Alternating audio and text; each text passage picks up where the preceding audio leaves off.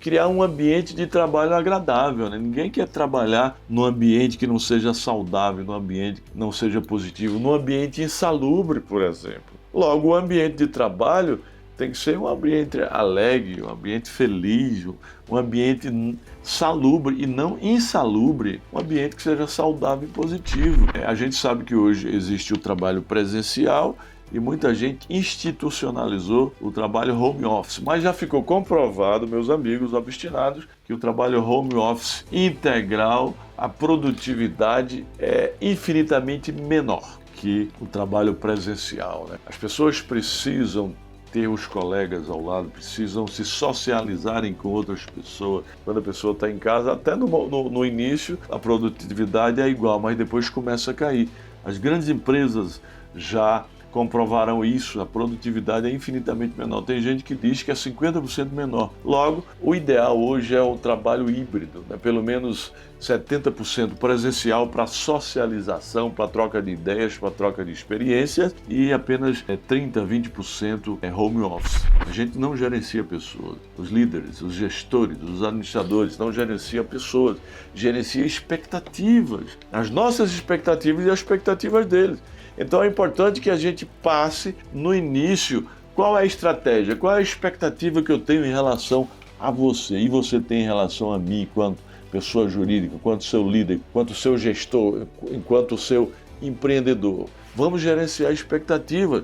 Logo, essa comunicação eficiente no início da contratação é de extrema importância para poder manter o nosso colaborador, manter o talento que nós contratamos e que nós contratamos com muito trabalho, porque dá trabalho contratar talento. E é importante que o colaborador faça mais do que foi delegado, faça mais que o necessário. Não faça apenas o possível, porque aquelas pessoas que fazem o possível, essas pessoas não conseguem atingir os seus desideratos, os seus objetivos. Eu, por exemplo, sempre quis mais que os outros, anota essa lição aí, sempre quis mais que os outros, sempre fiz mais que os outros, sempre fiz mais que o necessário, até o impossível, não apenas o possível. Porque possível todo mundo faz, fazer o necessário todo mundo faz.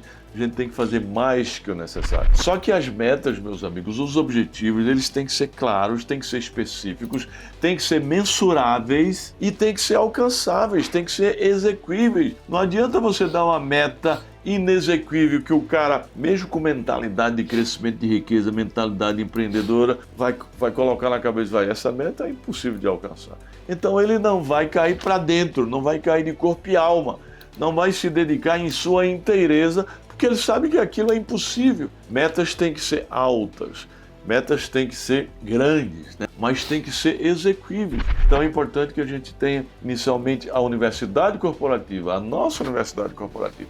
O que é a nossa universidade corporativa? Inicialmente um departamento que pode ser exercido cumulativamente pelo nosso gerente de RH para poder fazer cursos de treinamento, né? Ou pegar os cursos gratuitos que existem ou até cursos onerosos, pagos mesmo, para poder exigir, solicitar que os nossos colaboradores façam sempre treinamento, estejam sempre evoluindo, né? Você vai ter que oferecer uma remuneração competitiva, né? Não adianta o mercado estar pagando X, você está pagando a metade de X.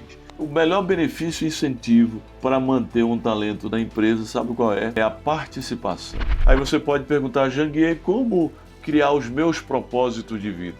Fica muito mais fácil você criar os seus propósitos quando você descobre quais são os seus dons. Dom é talento, é individualidade, é identidade pessoal. Quando eu descubro os meus dons, os meus talentos, as minhas individualidades, as minhas habilidades, as habilidades que eu nasci com elas ou as habilidades que eu adquiri ao longo da minha vida, ao longo da minha jornada, fica muito mais fácil eu criar os meus propósitos.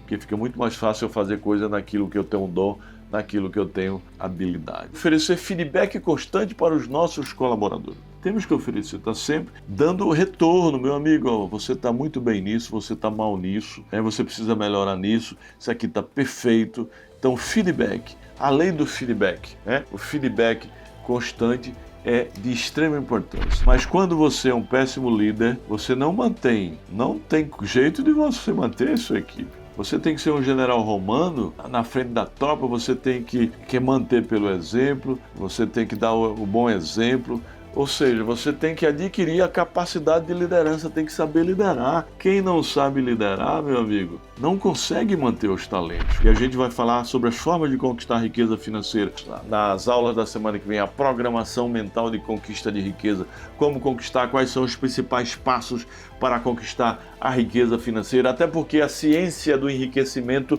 é uma ciência exata, tão exata como a lei da gravidade, como a matemática, como a álgebra, como a aritmética. Vocês sabiam disso? Pois é, semana que vem a gente vai falar sobre isso.